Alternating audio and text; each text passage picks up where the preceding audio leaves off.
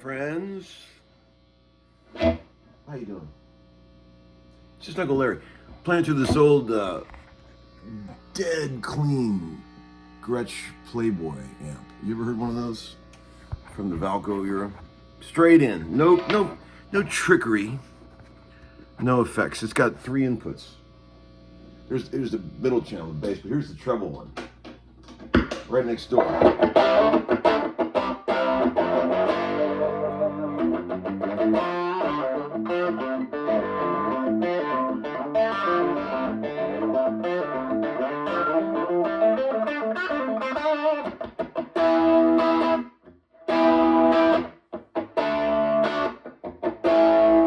Rock and roll perfection, right there.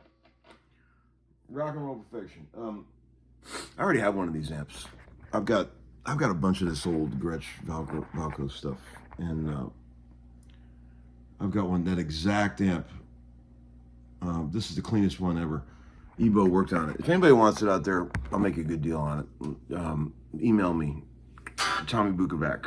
Actually, tombukovac@gmail.com. I've got too much shit. Every once in a while, you gotta sell some shit just to sort of, keep your sanity. Ugh. My little music room is getting overrun with shit here. Thank God I don't have it all over the house. like the old days when I first got divorced.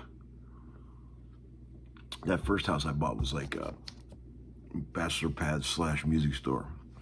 But I classed it up a little when I moved into this new house. You know, got all the gear out of the main living area and the kitchen.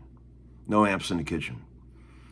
No neon lights. I thought maybe I'll give a woman a fighting chance in this house someday.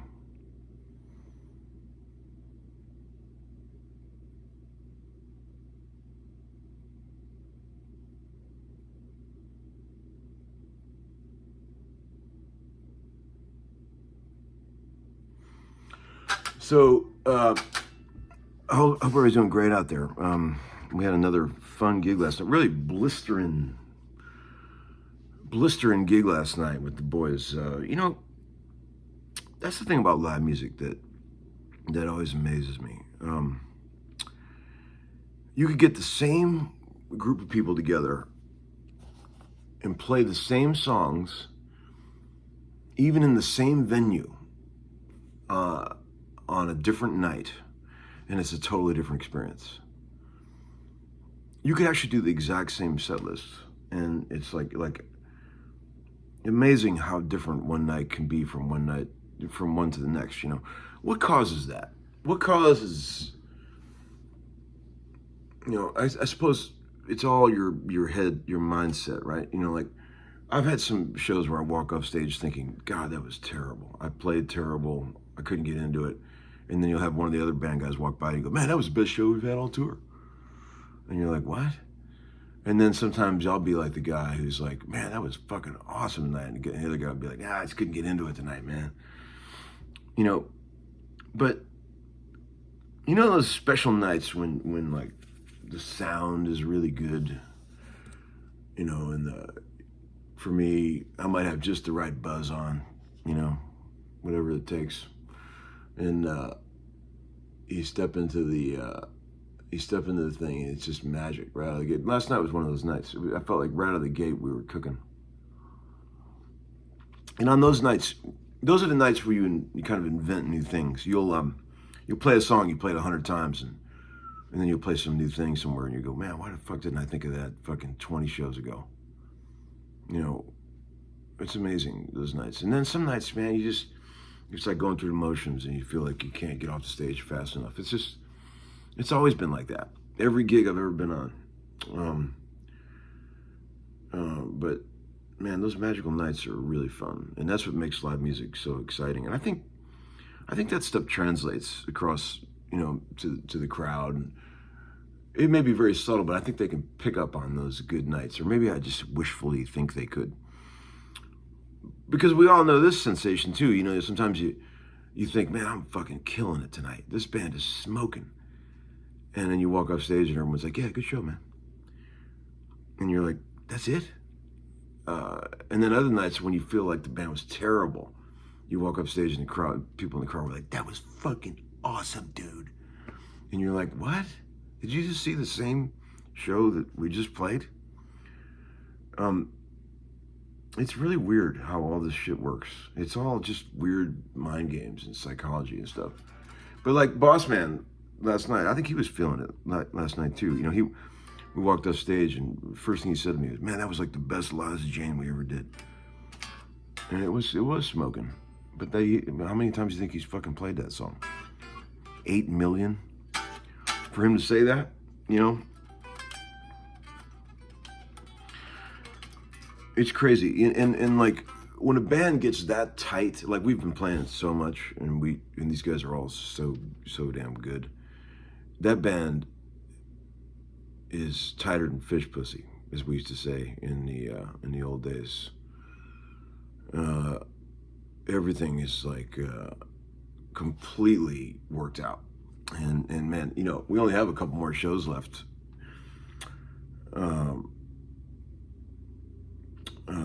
And it, you know, it's kind of a shame to walk away from it, because when a band gets that tight, it's a temporary thing, you know. It's like, you know, everyone will be off doing their own thing, and then, you know, next time we get together, we'll have to get it all tight again, you know. But at this moment, it's pretty laser tight, and it's pretty fun. It can be routine at times when you're in a band that's that type, but it is something to appreciate when you can count on something being there, and you know it's going to be there, and everything is orchestrated beautifully. It's a good feeling. I've only been in a few bands in my life that I would ever say are that tight. I remember toward the end of the Ann Wilson experience that I did a few years back, that band got fucking tight. And it was only a 4-piece band. But we were reading each other's minds by the end of that thing. And it's a cool feeling when you don't have to, you never question, you just know the parts and you know what you're supposed to be doing. And on a good night when it all gels, it's a pretty amazing thing. I want to rave about a couple things. Uncle Larry's a big raver. He likes to talk shit up when he finds quality in this world. I put an Instagram post up yesterday, first one in ages. You know, I only do one every couple months. But I went to this fucking restaurant in Nashville, and it was so damn good that it just, like, moved me. Like, I appreciate quality in this world, like, because there's a lot of shit that's sort of fallen by the wayside in modern America, when people don't give a fuck like they used to. And when you find something in this world, it could just be a lunch that is truly something special. You have to notice it. There's this restaurant on Nolensville Road in Nashville called Degtai, Degthai, and it's been there for a couple of years. It used to be a pawn shop. I used to go in there in that exact building when it was a pawn shop that my friend owned. And I was driving through Nashville yesterday. I could have stopped at any exit. I had all the time in the world and the resources to stop anywhere. And I thought, man, I want to eat something fucking awesome today. I could go anywhere. And I drove by a bunch of freeway exits, and I'm like, nah. And then I said, fucking Degtai. And I went to that Degtai on Nolensville Road, and there was not many people in there. And it was so fucking awesome that I just looked around and I looked at all these people in there, and I thought, I wonder if these people appreciate how fucking good this shit is. You know, I hope they do, you know, because they're just talking with each other, and, you know, but it's like, man, check that place out. Jay's Special is fucking good shit in there. And let me rave about some other shit from 1980, going way back. When I was a kid, I used to love the Dire Straits record called Making Movies, but I only liked side one on the vinyl. I never really played side two. I used to play side one over and over, which was Tunnel of Love, Romeo and Juliet, and Skate Away. And man, I used to listen to that all the time when I was a kid. I thought it was amazing. And then I've kind of forgotten about it. And then, you know how sometimes when you rediscover something you loved, most of the time I've found that when I rediscover something that I loved, it's never as awesome as I thought it was when I was a kid. But every once in a while, you hear something that you loved when you were a kid, and it's actually better than you remember it. And man, this Hellcat that I've got, this new car, which is the first nice car I've ever had. I always wanted a car with an amazing stereo, because I feel like that as a grown-ass man, a car is probably the place you're going to be needing a great stereo the most. Never had one. All the stereos in all my cars sucked. And this Hellcat's got some fucking Alpine system in it. It sounds like a fucking recording studio. It is incredible. And when you listen to shit in there, it's like I feel like I'm hearing shit for the first time, a record I've heard 1,000 times. And I put on that record, and that first track, Tunnel of Love, on there,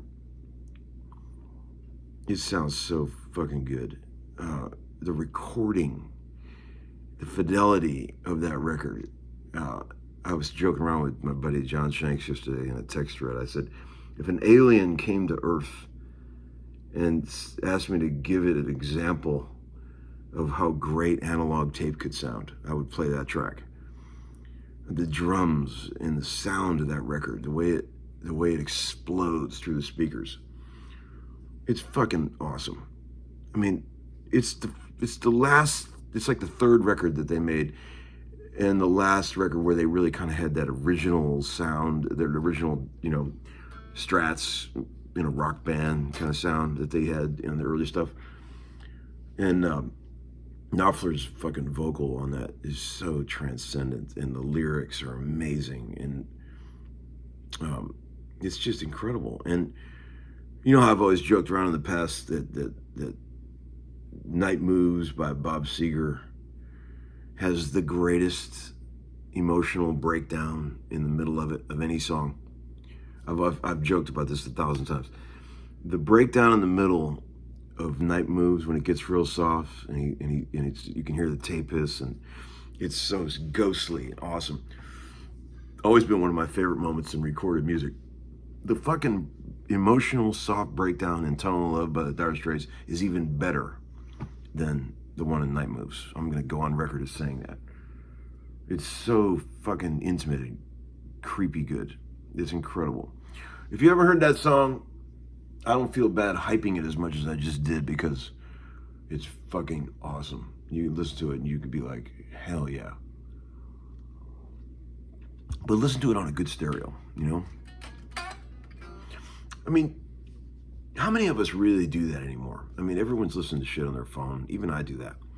Somebody will send me a record that they're in love with, and I'll be like, oh, let me check it out. And I'll listen to it on my fucking, you know, 1/4-inch speaker on my phone.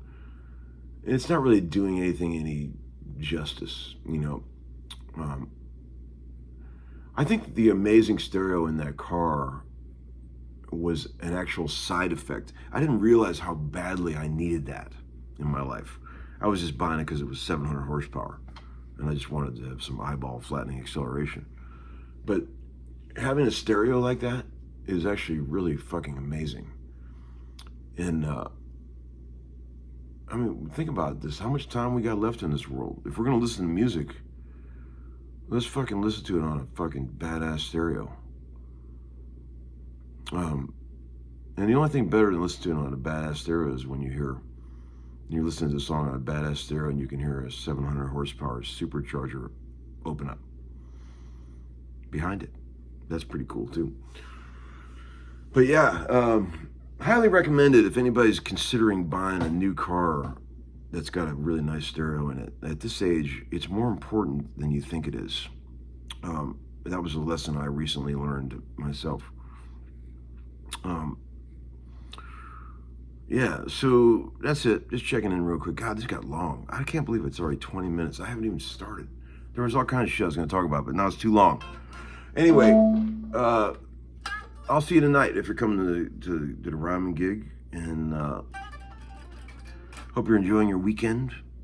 And Uncle Larry, over and out. Peace out.